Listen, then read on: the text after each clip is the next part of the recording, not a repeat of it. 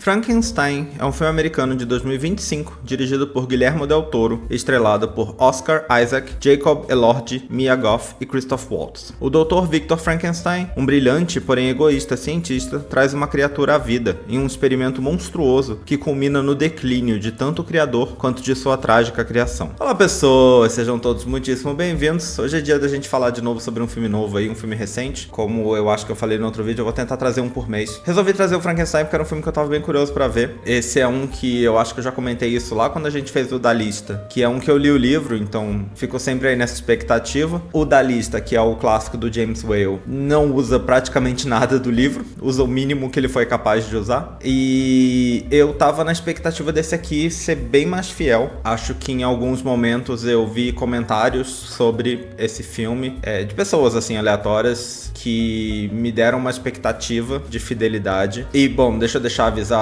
que esse vídeo vai ter spoilers, conforme feedback aí no vídeo do Agente Secreto. Eu vou fazer esses de filme recente com spoilers também, vamos contar do filme todo aqui. Eu tô colocando o aviso na thumb. Pode ser que alguns vídeos fiquem sem, porque eu comecei a fazer isso agora, já tem muito vídeo agendado. Mas eu tô começando a colocar na thumbnail um aviso de spoilers, que eu vou deixar ali em todos os vídeos pra ficar claro. Mas eu acho que a expectativa é que todos os vídeos do canal vão ter spoilers no fim das contas, e é isso. Enfim, eu tava numa expectativa muito grande de que ele fosse bem fiel ao livro, porque é algo que eu queria muito. Eu não vi todas as adaptações que tem pro cinema, mais pra frente eu vou comentar sobre outras. Mas eu vi a clássica, eu acho que quando eu era adolescente, sei lá, eu devo ter visto alguma, mas que eu não vou me lembrar. Mas aí naquela época eu não tinha lido o livro também, né, então fica difícil. Mas aí com essa eu tava com uma expectativa grande aí de que fosse mais fiel. E no momento em que o filme começa, essa expectativa é totalmente quebrada, porque a introdução em si do filme é relativamente parecida com a introdução do livro, relativamente. E bom, tô aqui falando de memória, tá? Faz alguns anos já que eu li o livro, tô trabalhando com a minha memória, eu posso estar enganado em alguns pontos. Em todos, com certeza não estou. Mas, se eu não me engano, o jeito que o livro...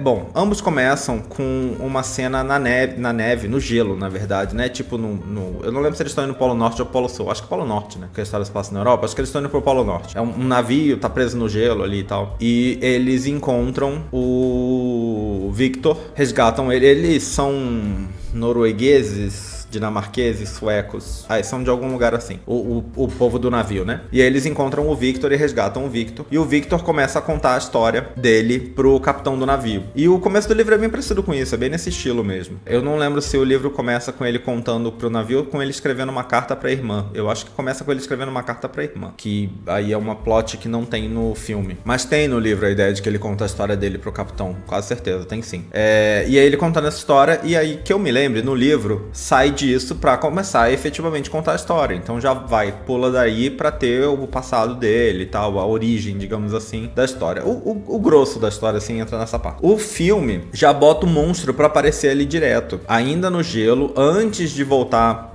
antes da criatura ser criada, o filme já coloca a criatura aparecendo ali no gelo pra ir atrás do Victor no navio. O que é uma coisa que me incomodou um pouco, porque eu acho, e de novo, na minha lembrança, isso não acontece no livro. A gente só vê que a criatura tá ali quando, depois de se contar toda a história, volta pra cena do gelo. E eu acho que isso é importante porque faz com que a gente pense que aquilo ali, a história terminou. Ele tá contando pra gente uma história que já acabou, já foi resolvida. Dá essa sensação quando ele começa a contar a história e a criatura não tá ali, né? Dá a sensação de que é uma história resolvida, sendo contada inteiramente no passado. E quando você faz a criatura aparecer desde o começo, você já sabe que a história não tá resolvida, e não me pareceu uma ideia muito inteligente. Eu acho que perde um pouco do suspense, do mistério da coisa, sabe? De o que vai acontecer. Porque você sabe parte. Se a criatura tá ali e o Victor tá ali, então você sabe que qualquer história que ele contar vai terminar com os dois vivos, por exemplo, né? Qualquer história que for contada ali vai terminar com os dois vivos, sabe? Então eu acho que tira um suspense que eu acho que era interessante. E de novo, eu posso estar enganado e pode ser que a criatura apareça no começo do livro, mas eu não acho. Eu acho que ela só aparece na cena do gelo depois, quando eles retomam a parte do navio. Enfim, e aí ele começa a contar a história do passado dele, e a história do passado dele é muito diferente da história do passado dele no livro. Eu acho que essa é a parte mais diferente de todas. É a origem, digamos assim, do Victor, do próprio Victor. Porque começa com ele criança, e aí ele criança é tipo, o pai dele é, sei lá, um barão de não sei o que, tipo, milionário.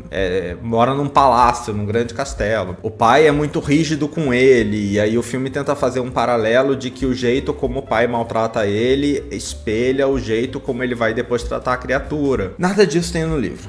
Nada disso tem no livro. E eu acho que isso é um problema grande pra mim, porque parece que ele tá querendo muito fazer você simpatizar com um personagem que toda a ideia é que não é muito pra você simpatizar com ele, sabe? É a história que eu tenho visto muita gente recente compartilhar aí nas redes sociais, falando que... sobre a coisa de que é uma coisa você entender que Frankenstein é o nome do doutor e não o nome do monstro. E outra coisa é você entender que o doutor é o verdadeiro monstro, né? Porque realmente é essa a premissa do livro, né? Da história original. É você entender que a criatura não é o monstro. O doutor que criou ele é o grande monstro da história, né? Ele que foi uma pessoa horrível. E se o outro se tornou uma pessoa horrível é apenas por culpa dele. É apenas pelo jeito como ele lidou com a própria coisa que ele criou e que ele inventou da cabeça dele que ele queria criar, sabe? Então, você ir além do básico para tornar o Victor mais humano. Ele já é um ser humano, mas você ir além para tentar tornar ele uma pessoa mais, sei lá, olha como ele sofreu na vida e ele tá apenas replicando o sofrimento dele, você acaba tornando ele uma vítima quando ele é para ser o culpado e a criatura é para ser a vítima, sabe? Então eu acho que toda essa parte do começo, mostrando o passado do Victor até o momento em que ele vai efetivamente fazer a criatura,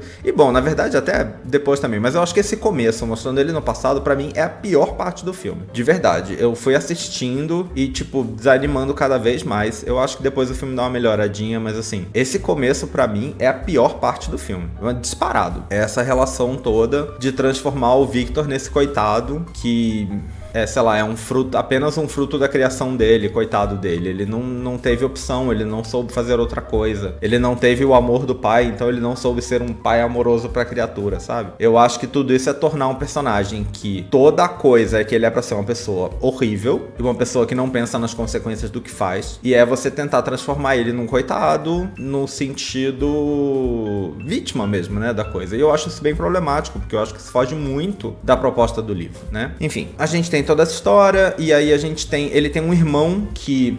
eu não sei se existia no livro. Eu lembro que no livro ele tem uma irmã, mas eu acho que talvez no livro ele tenha vários. Eu acho que ele tem uma irmã que ele é próxima, mas eu não tenho certeza. Mas com certeza este personagem do irmão que tá no filme, do jeito que ele é no filme, ele com certeza não existe no livro. E aí esse irmão tem uma noiva, quando eles se veem de novo depois de adultos, né? O Victor já tá lá fazendo experimentos, mostrando pra uma roda de outros médicos, porque a princípio é tudo medicina, né? Mostrando pra uma roda de outros médicos as coisas que ele tá fazendo, que eu acho que já são um problema também, porque no livro que eu me lembro ele faz tudo muito escondido. Inclusive, esse é um ponto. Eu não lembro se o livro em algum momento diz a idade do Victor. Eu não pesquisei coisa sobre o livro pra fazer esse roteiro, pra falar sobre isso aqui hoje. Como eu já falei em outros vídeos, eu tenho até um projeto de um dia fazer um negócio mais focado em literatura e adaptação de literatura. Se eu fizer, a gente vai entrar em muitos detalhes, que hoje eu tô querendo só dar uma resumida. Mas eu não lembro se o livro diz a idade dele, mas eu sinto que ele me passa uma ideia de ser muito jovem, porque ele é estudante no lugar onde ele tá fazendo os experimentos. Ele é um aluno lá, com certeza. Então eu acho que essa juventude também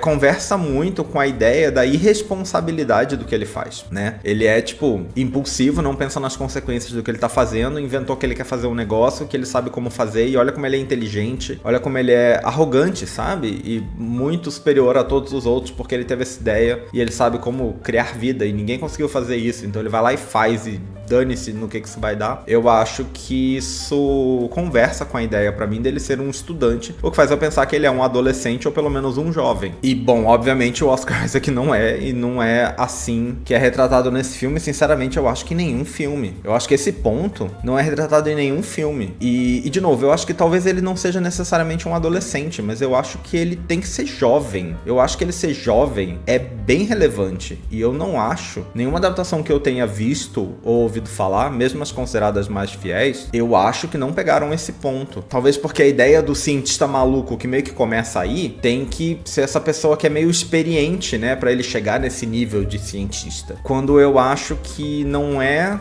uma pessoa fazendo algo mirabolante por excesso de experiência. É alguém fazendo algo mirabolante por arrogância, né? Por falta de pensar nas consequências, sabe? Quando uma pessoa mais velha, de repente, pensaria nas consequências, não ia fazer uma coisa tão absurda. Então eu acho que é um ponto pra mim que é muito interessante do livro, que eu acho que se perde muito, sinceramente, em todos os filmes, mas nesse, já que a gente tá falando sobre esse. Enfim, voltando ao irmão dele. E aí ele encontra o irmão dele ele já tá fazendo essas coisas e tal, ele encontra o irmão, e o irmão tá com uma noiva, que é a Mia Goth, e ele meio que se apaixona por ela, criando aí um triângulo amoroso entre ele, o irmão e a noiva do irmão, né? Que eu não sei por que existe, eu não entendo qual é o propósito disso. Sinceramente, eu acho que na história original ele já tinha uma noiva, e a noiva da história original é relevante como noiva, não é uma personagem exatamente relevante, mas o fato dele ter uma noiva com quem ele se importa e tudo mais é um ponto relevante do livro. Mas é isso, né? Porque o livro é muito focado nele, na criatura. O assunto é ele, a criatura, o tempo todo. Os outros personagens, quando tem outros personagens, estão meio que ali pra cumprir papéis em relação a eles dois. A história é muito focada neles dois. E aí, quando o filme cria essa coisa desse triângulo amoroso, pra mim, nossa, eu não entendi. Eu não entendo a função, sinceramente. E aí, vamos lá. E aí ele faz a criatura, todo um rolo lá com o pai da personagem da Mia Goth, que é o Christoph Waltz. Ele meio que banca, porque ele é, sei lá, rico, e aí ele meio que banca as coisas as pesquisas, né, que o Victor tá querendo fazer. E aí ele que ajuda a conseguir as coisas, ele cata corpos e não sei o que, e aí ele monta a criatura dele, ele consegue fazer, a criatura ganha vida e tal. Aí a criatura vai, se levanta, né, tem toda a cena dos raios, que é um clássico. A torre, o lugar onde ele faz os experimentos e faz a criatura é uma torre num penhasco, que eu acredito que seja uma referência ao filme do James Whale, porque no filme do James Whale é assim o lugar. Eu não acho que no livro eu acho que no livro é tipo uma sala escondido dentro da faculdade da universidade onde ele estudava, que eu me lembre. É um lugar assim, meio aleatório, é tipo, sei lá, num porão da universidade onde ninguém nunca vai. É uma coisa assim, que eu me lembre. Ou talvez numa cabana perto, mas era uma coisa assim, é um lugarzinho fuleiro, escondido, onde ninguém nunca vai. E aí ele faz isso lá pra ninguém ver, porque é esse lugar meio abandonado. De novo, de memória, né? É o que eu tenho de lembrança na cabeça da época que eu li, posso estar enganado. Mas não acho que tenha a grande torre onde ele faz o experimento dele. Mas no filme do James Whale tem, e eu acho que nesse aqui ele faz a torre como meio que uma homenagem, uma referência àquele filme. E os cenários são bem interessantes. Eu acho que esse filme, pra mim, talvez o ponto mais forte do filme é o visual. Eu acho que o visual do filme é bem legal. Guilherme Del Toro é muito competente nisso, em fazer visuais interessantes, né? E eu acho que ele faz isso aqui também. Os visuais eu acho que são bem legais. Eu gosto do visual da criatura, inclusive. Eu acho que o visual da criatura ficou bem interessante, bem diferente do que a gente viu outras vezes, o que eu acho que é bom também. E, bom, ficou interessante. Enfim, aí vai avançando isso, e aí num determinado momento, a personagem da Mia Goth, que eu não vou lembrar o nome dela nunca, mas ela conhece a criatura. A criatura que nesse momento só consegue falar Victor, é a única palavra que ela sabe falar, e ela não entende muita coisa, né? Ainda tá muito desconectada ali do mundo e tal. O Victor sendo um grande babaca com a criatura o tempo todo. E ela vai, encontra, e ela é amorosa com a criatura, o que faz com que a criatura tenha essa sensação de afeto que não tinha com o próprio pai, né? Que aí cria-se aí uma metáfora, que eu acho que é uma metáfora. A relação da criatura com o pai é uma metáfora que o livro tem, mas diferente a parte do afeto, da pessoa que demonstra afeto nesse momento, não é uma coisa que acontece. E aí, só pra contextualizar, no livro, no momento em que ele faz a criatura e a criatura ganha vida, ele fica muito chocado com a coisa que ele criou. Ele pensa, eu acabei de criar uma imensa aberração. E ele abandona a coisa imediatamente, sabe? Ele fica tão desesperado com a coisa que ele criou, ele acha a própria coisa que ele quis criar e criou tão horrível que ele abandona. Então não tem essa coisa toda dele tentando ensinar, mas aí brigando e não sei o que, nada disso acontece, porque ele simplesmente é um abandono imediato, porque ele se arrepende imediatamente do que ele fez, né? Quando ele vê aquela coisa tão horrível e tal. Enfim, e aí a gente tem toda essa coisa. Num determinado momento, o Victor no filme fica muito revoltado com o fato da criatura não tá conseguindo ir além do que ele queria que ela fosse. Ele queria que ela fosse inteligente e ela não tá demonstrando inteligência pra ele, porque inteligência pra ele significa falar mais do que uma palavra. palavra e ele não consegue falar mais do que uma palavra. E aí ele fica muito revoltado, resolve tacar fogo na torre inteira com a criatura dentro e é isso, né? Desisto, taca fogo no negócio inteiro. E aí, a gente, nesse momento do filme, volta pro navio no gelo, a criatura sobe no navio, entra e começa a contar o lado dela da história, que é uma coisa que acontece mais ou menos no livro. Só que no livro, a criatura conta o lado dela da história pro Victor, no momento em que ela reencontra o Victor, e não lá no navio, né? Ela conta diretamente pro Victor ainda no passado, ainda num momento em que ela reencontra o Victor, a criatura conta o que ela fez desde, sei lá, que ele abandonou ela até esse momento em que eles estão se reencontrando. E aí, a parte da criatura contando o seu lado da história, o que aconteceu, porque aí a criatura volta dessa explosão da torre e conta o que ela fez desde a explosão da torre, porque a criatura no filme tá contando meio que pro capitão do navio, não tá contando propriamente pro Victor, tá contando pro capitão. Então entra aí em momentos em que eles se reencontram, né? Porque ela não, a história não tá sendo contada pro Victor. O Victor sabe, pelo menos parte da história, porque ele tava lá. Mas ele tá contando pro capitão do navio saber, tipo, olha, ele contou o lado dele da história, agora eu vou contar o meu. E aí você vê aí o que você acha. Enfim, e aí ele vai contando a história dele. E aí, a história dele eu achei muito melhor. Muito melhor, muito melhor. É inclusive bem mais fiel ao livro. Ainda assim, muda coisas, mas é bem mais fiel ao livro do que a parte do Victor. Em especial, tem uma coisa que ele tá sendo caçado por caçadores, e aí ele entra numa casa escondido, que no fim das contas é a casa dos caçadores. Eu não lembro se tem os caçadores propriamente no livro, mas ele entra numa casa onde ele fica escondido, e aí tem tipo um senhorzinho idoso, cego, que fica pedindo pra uma menina ler livros pra ele. E aí a ideia é que é a partir daí que a criatura começa a aprender a falar, aprender palavras, aprende a falar, depois aprende a ler e tal. E o livro tem essa trama, né? Eu não consigo lembrar se os personagens dessa parte do filme são realmente os personagens dessa parte no livro. Eu sei, por exemplo, que um dos caras que aparece no filme esse senhorzinho, é um senhorzinho cego. No Noiva de Frankenstein tem essa trama, tem esse cara também, ele mora sozinho numa cabana, a criatura tá sendo caçada por caçadores e tal, e ele entra lá, e aí tem esse cara, e como o cara não enxerga, ele não tem o preconceito inicial de enxergar a criatura como um monstro, porque ele não sabe que é um monstro, pra ele é só alguém que tá ali e que tá ajudando ele. E ambos têm essa trama. Eu não consigo lembrar se tem essa coisa dele também não enxergar no livro. Com certeza tem a coisa dele ficar escondido na casa e tal,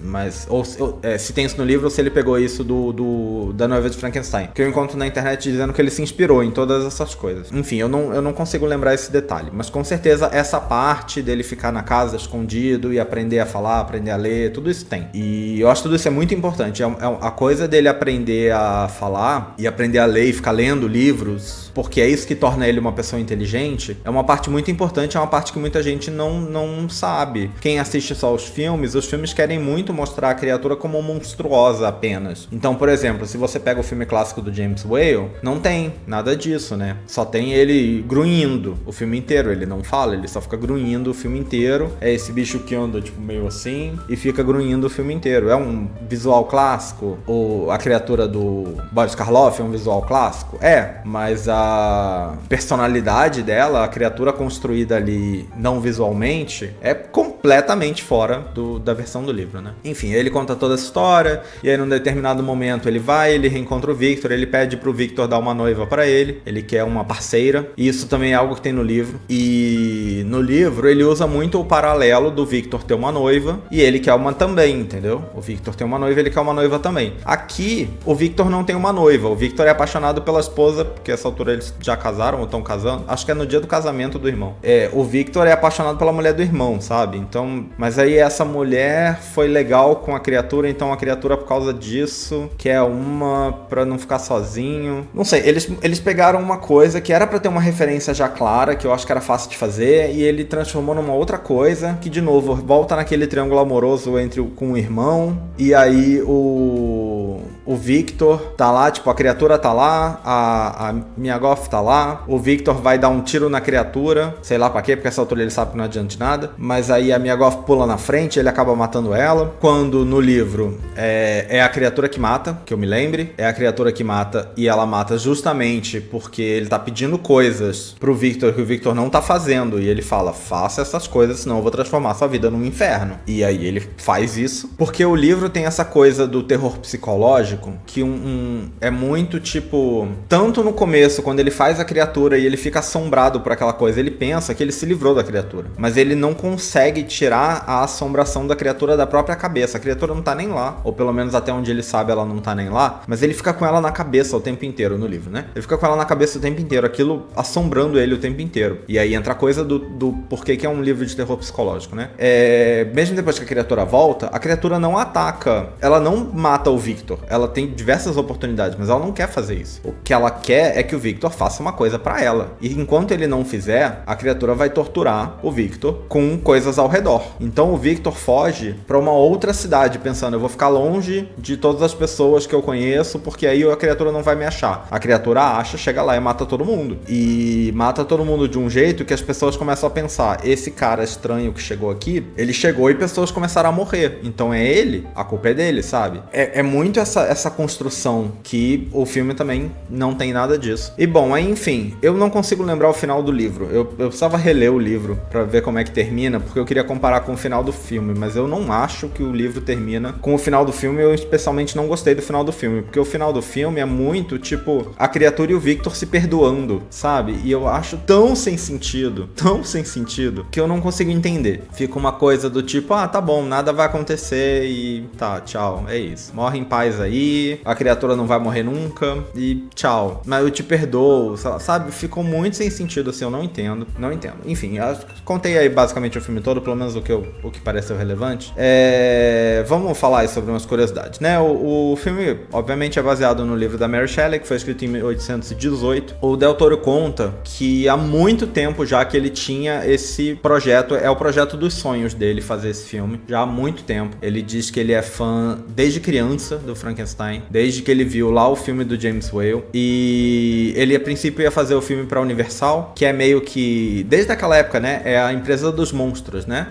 Os filmes de monstros que a gente viu na lista 2001 são todos da Universal, né? O próprio Frankenstein, o Drácula, o Lobisomem, tem também a Múmia, que a gente não viu na lista, mas também é da Universal. Então tinha essa coisa dos monstros da Universal, é um conceito que existe até hoje, vem ali daquela época do cinema clássico. E aparentemente a Universal estava com um projeto de criar uma espécie de franquia, que seria esse mundo compartilhado aí dos monstros, esse monstro-verso aí, sei lá, sabe? Uma coisa inspirada aí no que a Marvel tá fazendo, no que a DC tá fazendo. Também fizeram com o King Kong e o Godzilla, né, que virou um mundo ali, um universo compartilhado. Eles iam fazer isso com os monstros, que seriam aí Frankenstein, Drácula, Lobisomem, Múmia, essas coisas. A ideia inicial era que o filme do Del Toro ia fazer parte disso. Era pra ser o Doug Jones, que é o mesmo que faz Forma da Água, é um cara que faz muito filme do Del Toro. Ele ia fazer o monstro e tal, tinha esse projeto. Só que os dois primeiros filmes que a Universal fez com a intenção de fazerem parte disso foram péssimos. O primeiro foi o Drácula Untold, se eu não me engano, eu nem sei como é que foi em português. É um filme que só ouço falar que é horrível, e aí eles já descartaram na época, falaram, não, esse é muito ruim, não vai fazer parte não, vamos tentar de novo. E aí eles lançaram A Múmia, esse último A Múmia, que é com o Tom Cruise, eles lançaram esse, e aí era pra esse ser o início da coisa, mas o filme também não deu certo. Não só era pra esse ser o início, como nesse momento eles já queriam, tipo, vários atores famosos pra fazer os monstros, né? E aí, mas o filme também não deu certo, e aí eles cancelaram de vez, desistiram do projeto, ficou por isso mesmo. Até que, em 2023, a Netflix reviveu o projeto, e aí o Jacob Elordi foi escolhido pra fazer a criatura.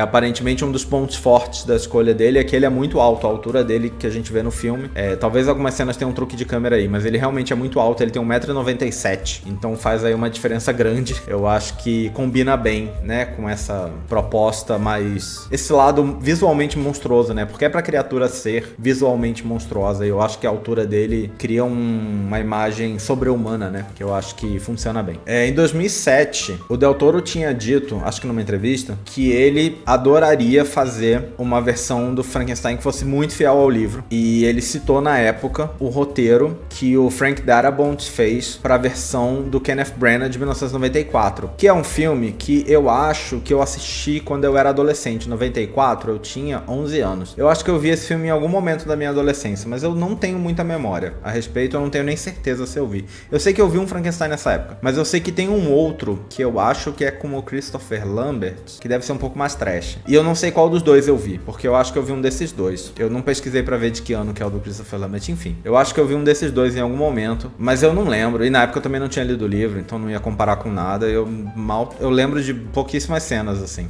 Mas aparentemente, segundo a Wikipédia, essa versão do Brennan é considerada a mais fiel. Eu fico curioso pra ver agora e da minha própria opinião sobre o quão fiel ela é e o quanto ela funciona. O Brennan era um cara que tinha aí essa fama em algum momento com as suas adaptações. Eu sei que o Hamlet dele é muito respeitado, ou pelo menos foi na época, mas depois que ele começou a fazer os filmes do Poirot, eu peguei um pouco de ranço do Kenneth Branagh, porque eu acho o Poirot dele terrível. Então, não sei, fico curioso, de novo, é uma coisa que, sei lá, de repente vai ficar para algum dia aí. O Del Toro citou como influências para esse filme, como eu falei antes, a versão do James Whale de 1931, a versão de 35, que é a continuação, o Noiva de Frankenstein.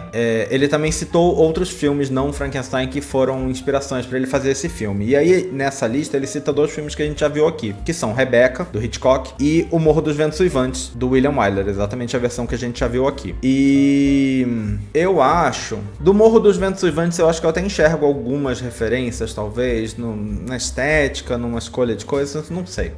A coisa da pessoa que sai e volta, só que aí é o monstro, né, que sai e volta querendo vingança, só que a criatura não quer vingança, ele quer algo, ele quer a noiva, no caso, né? Ele não volta em busca de vingança, então não sei se combina muito. Talvez seja outra parte a ideia dele. O Rebecca, eu não entendo, porque justamente o Rebecca é um filme de terror psicológico, né? É aquela assombração que não tá nem ali. Eu entendo como Rebecca conversa com o livro Frankenstein, porque combina com essa coisa que eu te falei, do momento em que ele faz a criatura, abandona e foge, e ele pensa, a criatura morreu, tá resolvido, não tem mais problema, mas ele fica com essa assombração na cabeça, e a criatura não tá nem ali, mas ele tá atormentado por ela o tempo inteiro. Isso eu acho que conversa com Rebecca, mas isso não tá no filme, foi retirado do filme. Então eu não entendo, não sei se de repente essa influência foram cenas cortadas, mas eu não acho que o filme segue por um caminho em que parece que em algum momento ele teve essas coisas. Eu acho que mesmo quando a criatura volta e já fala com ele e pede a noiva e ele diz que não, a gente tem de novo essa coisa que ele tá ali vivendo a vida dele, tentando viver a vida dele, fugindo, com a assombração da criatura presente o tempo todo. Dessa vez a criatura tá ali de verdade, pelo menos na maioria dos momentos, mas assim, a sensação de que tem alguém ali que você não tá vendo, eu acho que conversa com Rebecca, mas de novo, não tem isso no filme. Então eu não entendo, é uma influência que eu queria ter visto ela. Se tá em alguma outra cena, eu não sei. Eu queria muito ter visto essa influência e eu não consegui ver. Eu acho que teria tornado o filme bem melhor. Mas,